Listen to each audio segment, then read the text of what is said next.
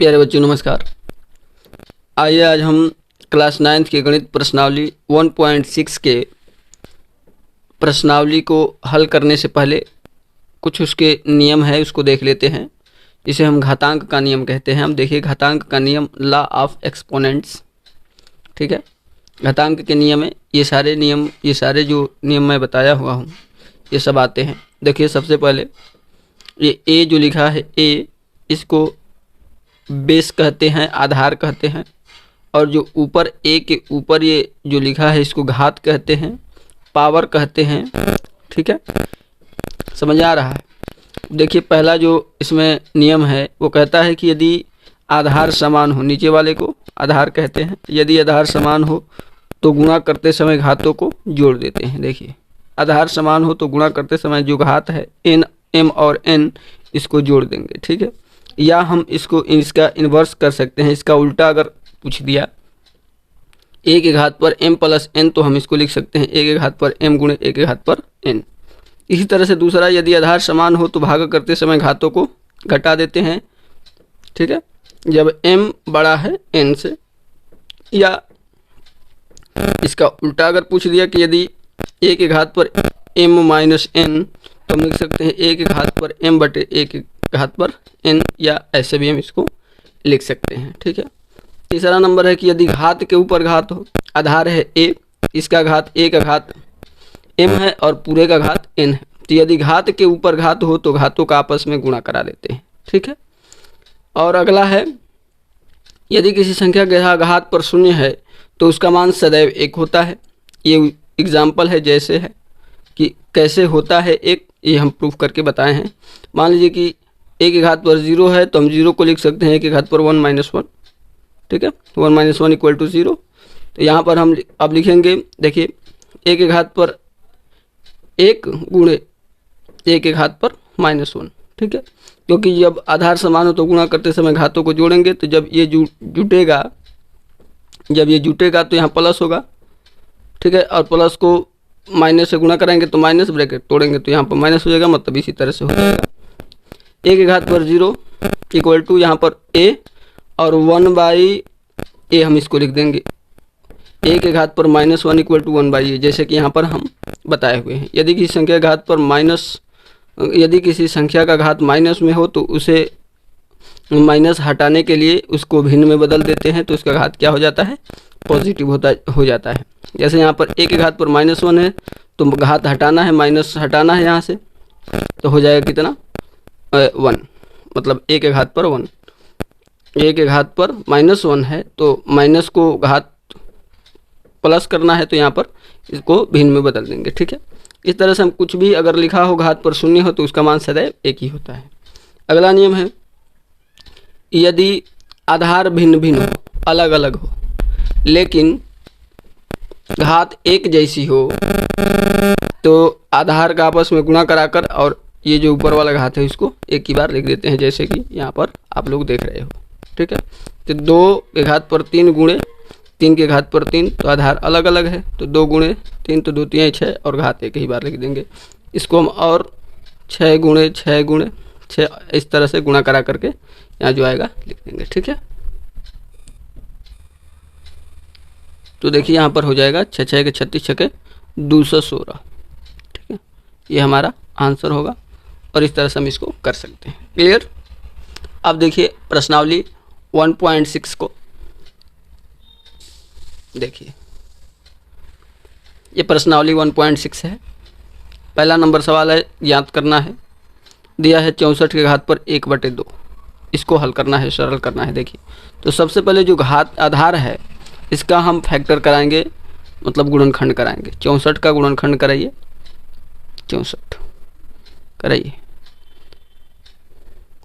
32 दूना 64, 16 दूना 32, 2 चौके 8, 2 चौके 8 हो गया, 2 दूनी के 4 और 2 एकम 2। देखिए 1 2 3 4 5 6, 1 2 3 4 5 6, यहाँ पर लिखेंगे इसको 2 इंटू 2 इंटू 2, 2 इंटू 2 इंटू 2। अब देखिए इसका जो घात है 1/2 2 है। तो हम इसको लिखेंगे 2 की घात पर कितना 1 2 3 4 5 6, 2 की घात पर 6 और इसके घात पर है 1/2। ठीक है। अब हम लोगों ने नियम पढ़ा है कि यदि घात के ऊपर घात हो, घात के ऊपर घात हो तो क्या करेंगे, घातों का आपस में गुणा करा देंगे। तो लिखेंगे 2, अब इसका गुणा कराएंगे तो 6 × 1/2, 2 तिहाई 6, तो हो जाएगा 2 के घात पर 3 और 2 के घात पर 3 मतलब 2 × 2 × 2, तो हो जाएगा 2 दूनी के 4 दूनी का 8 और ये हमारा आंसर हो जाएगा। क्लियर। अब देखिए दूसरा नंबर, देखिए दूसरा इस तरह से 32 का गुणनखंड कराएंगे। देखिए हम अब डायरेक्ट इस तरह से आप लोग कर लीजिएगा, हम डायरेक्ट कर रहे हैं। 32 का गुणनखंड करना है तो देखिए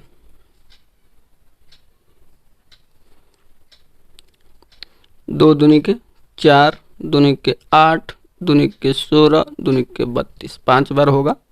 ठीक है।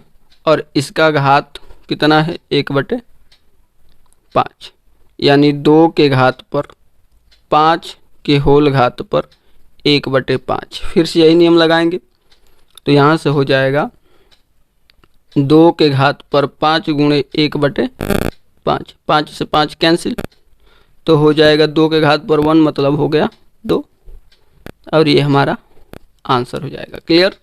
अब देखिए ये तीसरा नंबर 125 है तो लिखेंगे 125 को 5 × 5 × 5, 5 5 25 5 125। अब इसका 1/3 है तो देखिए 5 के घात पर 3 के होल घात पर 1/3, तो हो गया 5 के घात पर 3 × 1/3, 3 से 3 कैंसिल, हो गया 5 के घात पर 1 मतलब हो गया 5। ठीक है। इस तरह से हम इसको आसानी से हल कर सकते हैं। क्लियर। अब देखिए प्रश्न नंबर दूसरा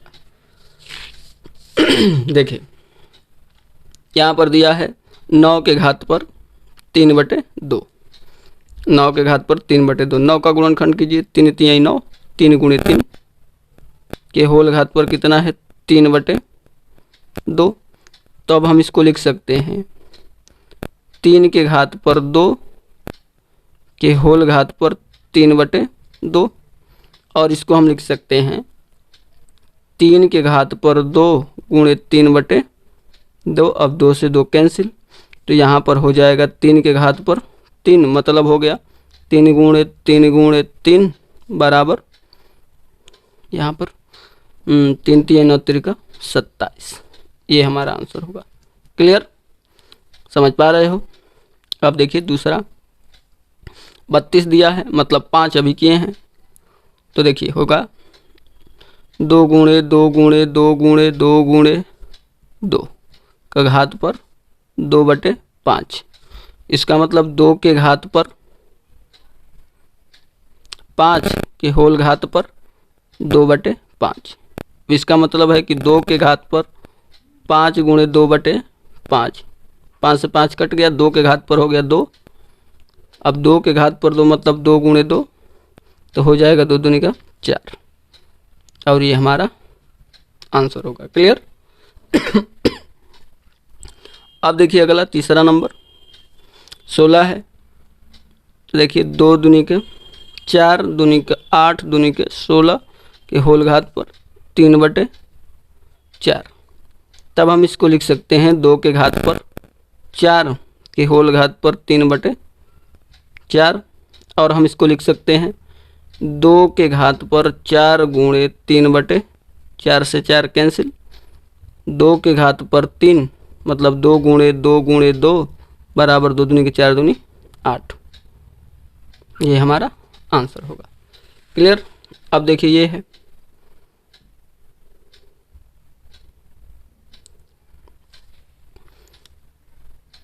5 × 5 × 5 के होल घात पर -1/, कितना है 3 है 1/3, अब हम इसको लिख सकते हैं 5 के घात पर 3 के घात पर -1/3। अब गुणा कराएंगे यहाँ पर 5 के घात पर 3 गुणे -1/3। ठीक, ये 3 से 3 कैंसिल, बच गया 5 के घात पर -1 और -1 दिया है तो हम इसको लिख सकते हैं 1/5 और ये हमारा आंसर हो जाएगा। क्लियर, समझ में आ गया? ये 3 है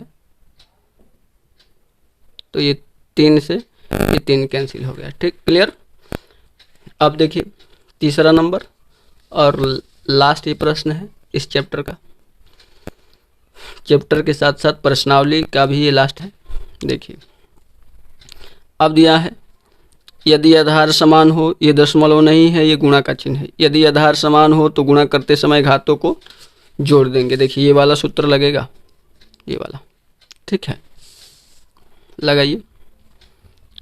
यदि आधार समान हो तो गुणा करते समय घातों को जोड़ देंगे। तो 2 के घात पर 2/3 प्लस 1/5 तो हो जाएगा 2 के घात पर एलसीएम लेंगे कितना 15,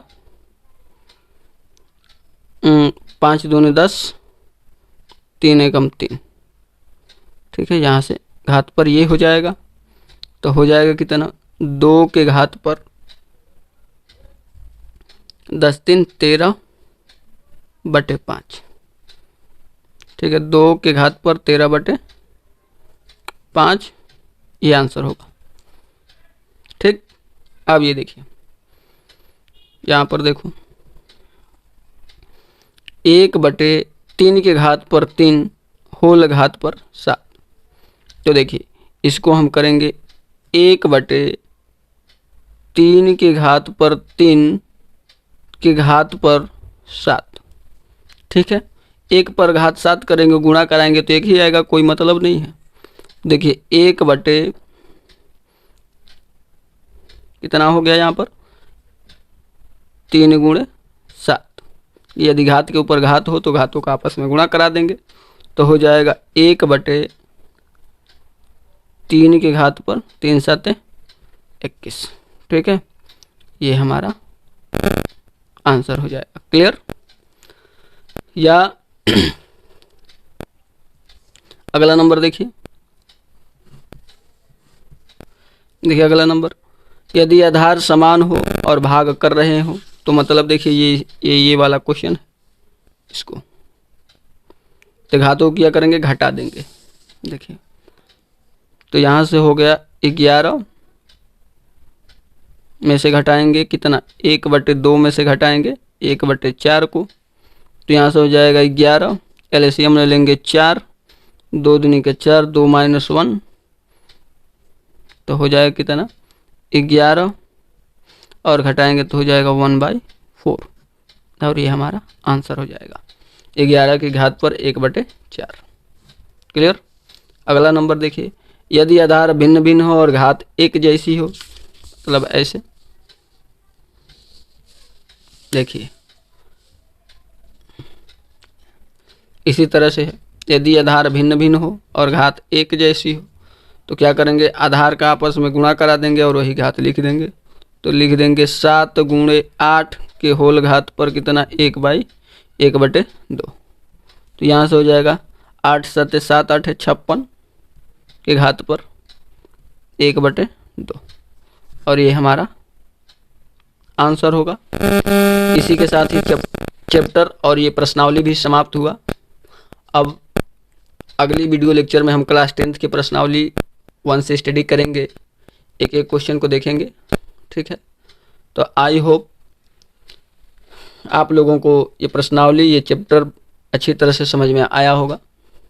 और यदि वीडियो अच्छी लगी हो तो वीडियो को लाइक शेयर सब्सक्राइब जरूर करें और अपने क्लास के सभी बच्चों में भी शेयर अवश्य करें। ठीक है, थैंक यू वेरी मच। फिर मिलते हैं अगले वीडियो लेक्चर में क्लास 10th के।